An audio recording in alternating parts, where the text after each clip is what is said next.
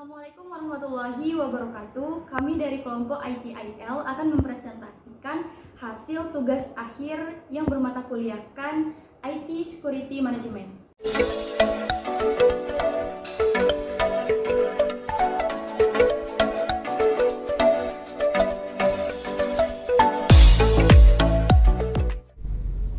Assalamualaikum warahmatullahi wabarakatuh. Perkenalkan, nama saya Syarani Fitri Alwiya. Di sini saya akan menjelaskan mengenai service operation. Service operasi adalah layanan harian terhadap kebutuhan IT dari para pelanggan. Contoh kebutuhan IT-nya yang pertama, kebutuhan akan peralatan. Misalnya printer, scanner, laptop, dan lain-lain. Yang kedua, kebutuhan akan layanan jaringan. Misalnya akses internet menggunakan kabel dan akses internet menggunakan WiFi. Yang ketiga, kebutuhan aplikasi. Misalnya reset password, bug aplikasi, dan lain-lain. Kebutuhan para pelanggan tersebut harus terpenuhi sesuai dengan SLA yang sudah dibangun agar objektif bisnis dari sebuah organisasi dapat tercapai. Tercapainya objektif bisnis tersebut adalah tujuan dari pelaksanaan service operasi. Di samping tujuan lainnya adalah membuat efektif hubungan antara proses di dalam service operasi seperti service request, event, incident, dan problem management. Transition. Maksud dan tujuan layanan adalah untuk yang pertama, menetapkan harapan pelanggan tentang bagaimana layanan baru atau diubah akan memungkinkan perubahan bisnis. Yang kedua, memungkinkan pelanggan untuk mengintegrasikan rilis dengan mulus ke dalam mereka. Yang ketiga, proses dan layanan bisnis mengurangi variasi dalam kinerja layanan yang diprediksi dengan aktual. Yang keempat, mengurangi kesalahan yang diketahui dan meminimalkan risiko. Yang kelima, merencanakan dan mengelola sumber daya untuk memperkenalkan dan mengaktifkan yang baru. Yang keenam, meminimalisir transisi layanan, mencakup pengelolaan dan koordinasi sumber daya yang diperlukan untuk mengemas, membangun, menguji, dan menyebarkan rilis ke dalam produksi, dan untuk menetapkan layanan baru atau yang diubah seperti yang ditentukan oleh kebutuhan pelanggan dan pemangku kepentingan. Transisi layanan juga mengelola transfer layanan ke atau dari penyedia layanan eksternal. Di sini dapat kita ambil kesimpulan, yaitu transisi layanan yang efektif merupakan bagian penting dari tata pemerintahan yang baik. Perubahan dapat dilakukan dengan lebih cepat dan lebih efektif tanpa merusak bisnis dan bisnis pelanggan, serta karyawan semuanya dapat menghadapi perubahan dengan keyakinan yang lebih besar pada hasilnya.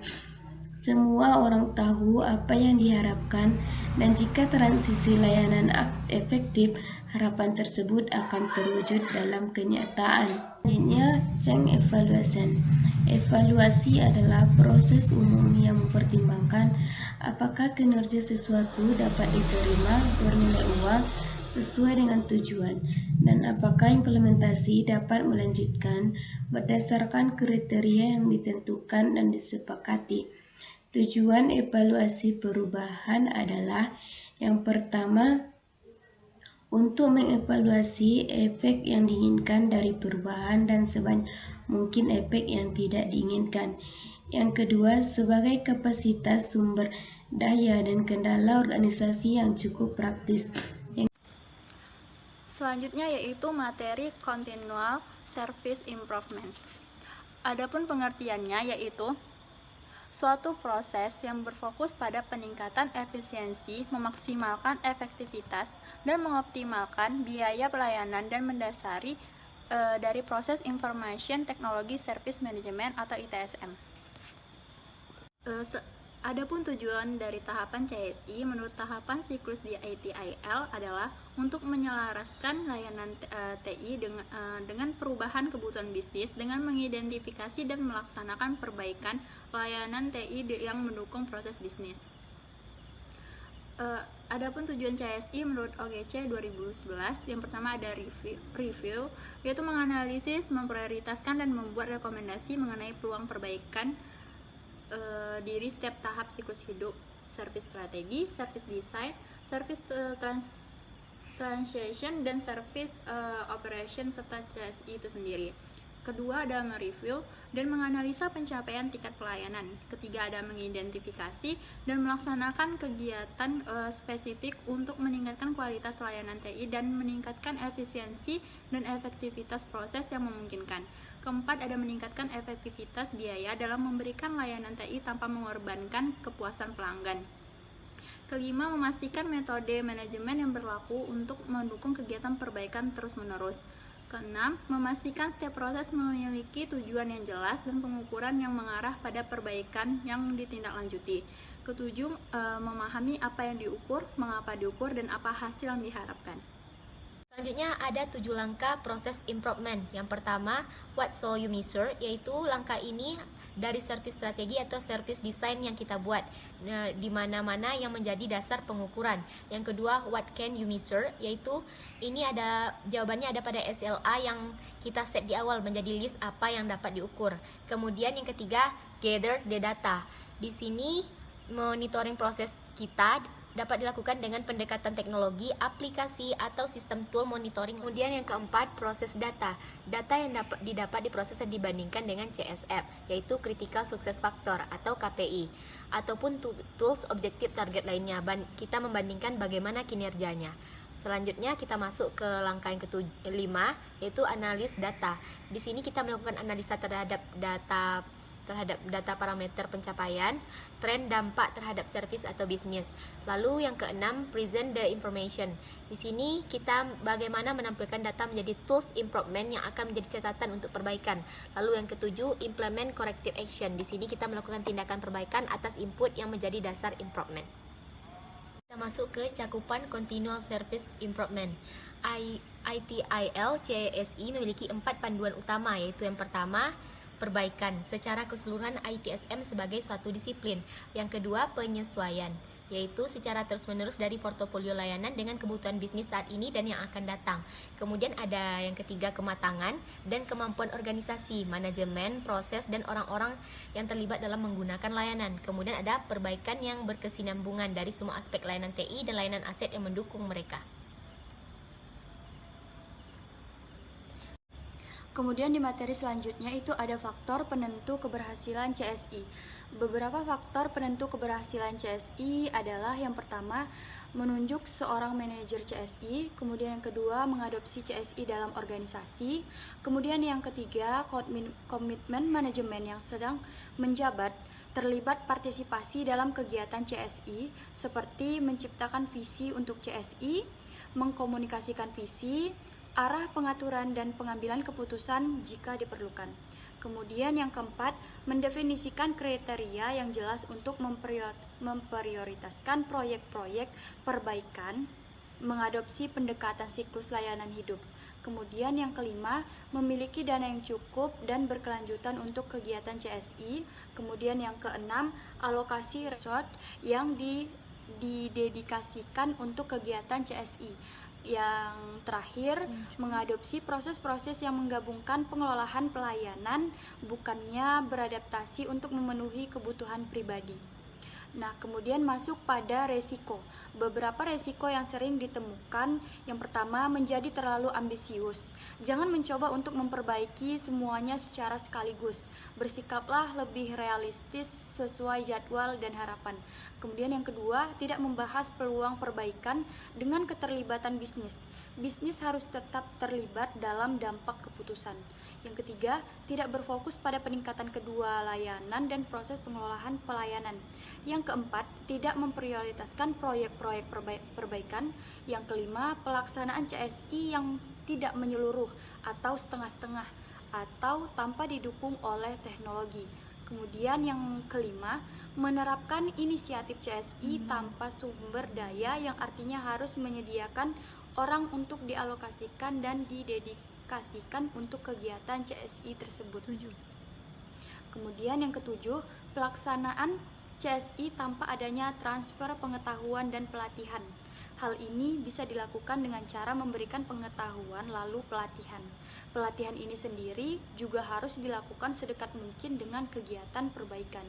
Kemudian yang ke-8, tidak melakukan semua langkah dari 7 langkah pengembangan CSI dan didedikasikan untuk kegiatan CSI tersebut. Kemudian yang ke-7, pelaksanaan CSI tanpa adanya transfer pengetahuan dan pelatihan. Hal ini bisa dilakukan dengan cara memberikan pengetahuan lalu pelatihan. Pelatihan ini sendiri juga harus dilakukan sedekat mungkin dengan kegiatan perbaikan. Kemudian yang ke-8, tidak melakukan semua langkah dari 7 langkah pengembangan CSI.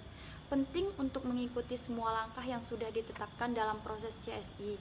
Tidak terpenuhi atau terlewati salah satu saja dari 7 proses tersebut dapat menyebabkan keputusan yang buruk mengenai apa dan bagaimana caranya untuk melakukan peningkatan layanan.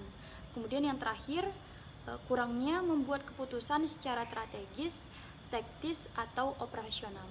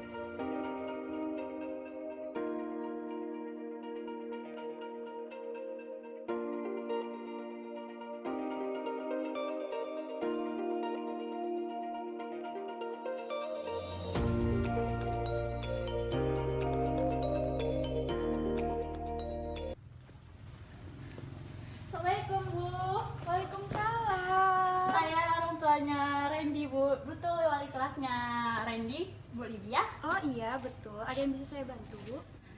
Jadi gini, Bu.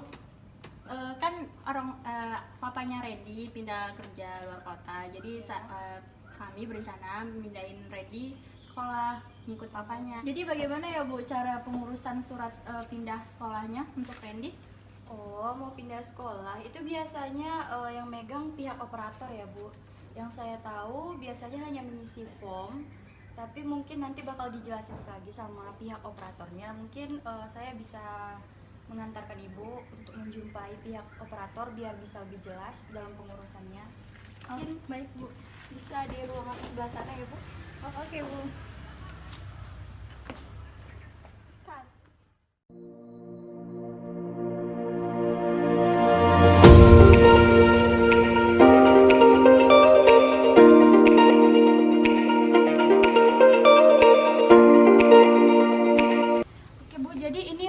Operator kita, nanti Ibu masuk aja ke dalam terus ketemu sama Ibu Yelvi. Dia di sini bagian operator, dan mungkin nanti bakal Ibu itu yang ngurus. Mungkin saya ngantar Ibu sampai sini dulu ya, soalnya saya ada kerjaan juga lagi. Baik, terima kasih ya Ibu. Iya, sama-sama. Sampai ketemu ya Bu. Iya, Bu. Saya permisi ya Bu.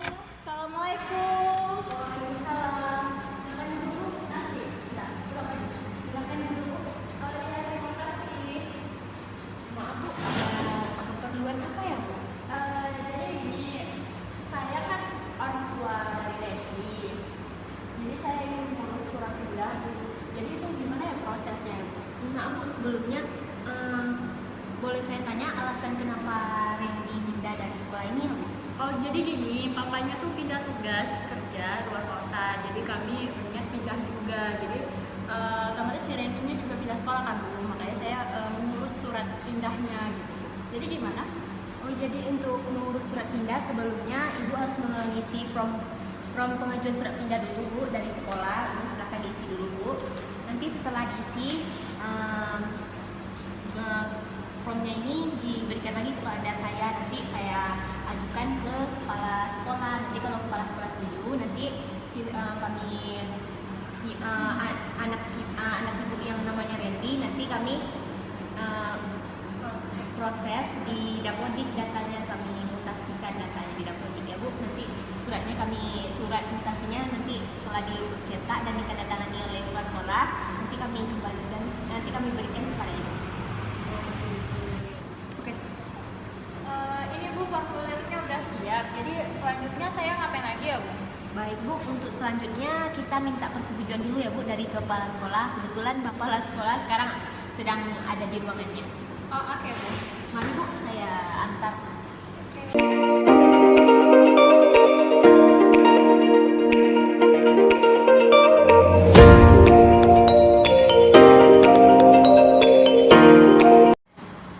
Assalamualaikum, Bu. Waalaikumsalam. Mohon maaf, ini ada Ibu Elvi ingin minta persetujuan anaknya mau pindah sekolah, surat pindah sekolah. Oh, silakan duduk, Bu, silakan duduk. Terima kasih, Bu. Ini kalau boleh tahu kenapa anaknya mau pindah? Jadi gini, Bu, papanya si Randy, dia kan pindah tugas kerja. Jadi kami pindah semua. Jadi si Randy saya pindahkan sekolah ikut tempat kerjanya papanya. Oh, begitu. Ini tanda tangan ya, Bu? Iya. Ada lagi nggak? Oke, ini sudah selesai. Baik, Bu, berarti ini tinggal input datanya lagi ke sistem Dapodik ya, Bu? Iya, data mutasinya. Iya.